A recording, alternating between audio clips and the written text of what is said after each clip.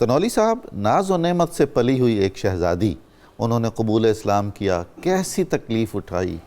ہجرت حبشہ کا کوئی آسان معاملہ اور مرحلہ نہیں تھا، تا آ کے پھر وہ شوہر جو باعث ہوئے تھے آپ کے مسلمان ہونے کا اور جن میں بڑا اتحاد اور اتفاق سا، ان سے علیحدگی ہو گئی، تو یہ بھی عجیب نشیب و فراز ہیں زندگی کے۔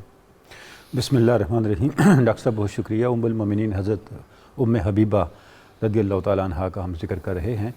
ڈاکٹر صاحب امہات المومنین کئی حوالوں سے ہمارے لیے مینار نور ہیں اور مثال ہیں ایمان کی، عمل صالح کی، اور ایک مثالی صاحب ایمان ہونے کی، اور جو حضرت ام حبیبہ ہیں سیدنا حضرت آپ صلی اللہ علیہ وسلم کی زوجہ مطہرہ ہونے کے ناطے تو درجہ کمال پہ ہیں۔ بے شک۔ قبول اسلام جیسا بھی ہم نے سن بھی لیا، آپ کا ظاہر ہجرت اب سے پہلے ہو چکا تھا، اور جب آپ صلی اللہ علیہ وسلم کی بارگاہ میں حاضر ہوئے، دونوں آپ کے شوہر بھی اور آپ بھی، تو قبول اسلام سے پہلے آپ نے پوچھا آپ کس کی بیٹی ہو؟ تو آپ نے فرمایا میں ابو سفیان بڑا معنی خیز سوال ہے، سبحان اللہ کی بیٹی ہوں۔ مطلب یہ تھا کہ پتہ تو تھا آپ صلی اللہ علیہ وسلم کو، پر یہ بتانا یہ مقصود تھا کہ اس کی بیٹی ہو کے اسلام قبول کر رہی ہو۔ یار ایک آزمائش کا سفر ہے، جی عام لوگوں کے لیے آزمائش ہو رہی، تاکہ یہ جملہ قیامت تک سند بھی رہے اور ان کو بھی یاد رہے کہ میں نے کتنا بڑا سٹیپ لیا۔ بے شک۔ اور ان کی مشکلات کے باوجود اسلام قبول کرنے کی عظمت کا اعتراف بھی تھا، یعنی آپ صلی اللہ علیہ وسلم نے ان کو ایک طرح سے اکنالج کیا، ان کو خراج تحسین پیش کیا کہ ابو سفیان کی بیٹی ہونے کے باوجود، کہ جب کہ ابو سفیان کے عزائم یہ کچھ ہے، آپ ایمان کی طرف آ رہے ہیں۔ تو اچھا، اس کے بعد ہم دیکھتے ہیں اسی جملے کی برکت ہے، آگے جو استقامت نظر آتی ہے حضرت ام حبیبہ کی ہستی کے اندر، وہ کمال ہے۔ دیکھیں، خاتون کے لیے سوسائٹی میں سب سے بڑا سہارا والد ہوتا ہے، اس کے بعد شوہر یا پھر بیٹا تو ہے نہیں، چھوٹے ہیں۔ اب والد کو پہلے چھوڑ دیا دین کے لیے، جی، اور پھر ہجرت کی، اور جب ہجرت کی وہاں پہ حبشہ آپ تشریف لے گئیں، تو اب دیکھیں یہ بھی بڑی مشکلات کا زمانہ تھا، تکالیف کا زمانہ تھا۔ جب ہجرت حبشہ ہوئی تو وہاں پر بھی ایک آپ کو مشکلات کے نئے سفر سے گزرنا تھا۔ آپ کے شوہر نے دین چھوڑ دیا، نصرانیت اختیار کر لی، اور اس سے پہلے آپ کو یہ اشارہ دیا گیا کہ یہ مشکل بھی پیش آ سکتی ہے۔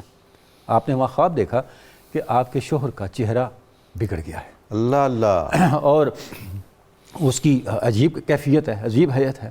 آپ صبح بیدار ہوئیں تو شوہر سے جب بات چیت ہوئی تو شوہر نے کہا جی میں تو یہ نصرانیت چھوڑ کے اسلام کی طرف آیا تھا، تو میرا خیال ہے نصرانیت بہتر ہے، تو میں اسلام چھوڑ کے نصرانیت کی طرف آ رہا۔ تو اب شوہر بھی چھوڑنا پڑا۔ اب آپ نے خواب اپنا سنایا کہ آپ یہ فیصلہ نہ کریں، میں نے یہ خواب آپ کے بارے میں دیکھا ہے، یہ آپ کا فیصلہ غلط ہے۔ لیکن شوہر نے اس سے کوئی اثر نہیں لیا، سبق نہیں لیا، اور نصرانیت اختیار کر لی۔ جب نصرانیت اختیار کی تو آپ نے پھر شوہر کو چھوڑنا تھا۔ سبحان اللہ، کمال ہے۔ یعنی سفر اور پردیس ہے، پردیس کے اندر مشکلات کے ایک نئے دور کا آغاز جو ہے وہ ہم آپ کی زندگی میں نظر آتا ہے۔ تو ڈاکٹر صاحب حضرت ام حبیبہ کی یہ جو شخصیت ہے، ہم دیکھتے ہیں کہ مرحلہ در مرحلہ مشکلات کے اندر دین پر استقامت جو ہے، اور آپ صلی اللہ علیہ وسلم کی رسالت پر یقین، اور آپ صلی اللہ علیہ وسلم کے فرامین پر یقین، یہ ایک مینار نور بن کے ہمارے سامنے آتا ہے۔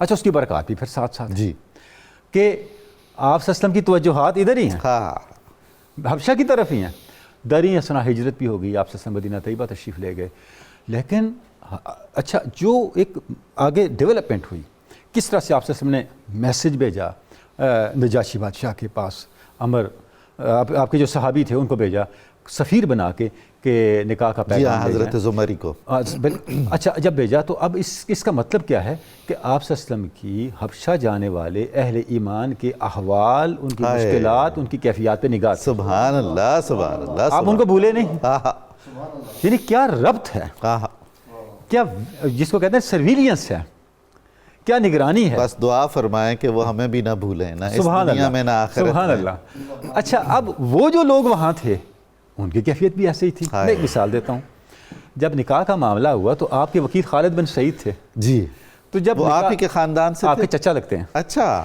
جب نکاح پڑھ لیا گیا تو خالد بن سعید نے جو گفتگو کی اس میں ایک جملہ تھا۔ نکاح پڑھایا کس نے؟ یہ بھی ایک ڈسٹنکشن ہے اس نکاح کی. اچھا. یہ وہ نکاح ہے جو بادشاہ وقت نے پڑھا. سبحان اللہ سبحان یہ وہ تقریباً نکاح ہے جو شاہی محل میں ہوئی.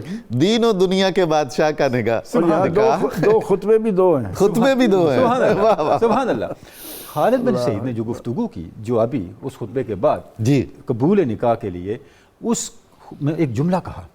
ہم اللہ کا شکر ادا کرتے ہیں، اللہ نے محمد صلی اللہ علیہ وسلم کو ہدایت دے کے بھیجا، دین دے کے بھیجا، اور اس نے دنیا پہ غالب آنا ہے چاہے مشرکوں کو ناگوار. کیا بات ہے.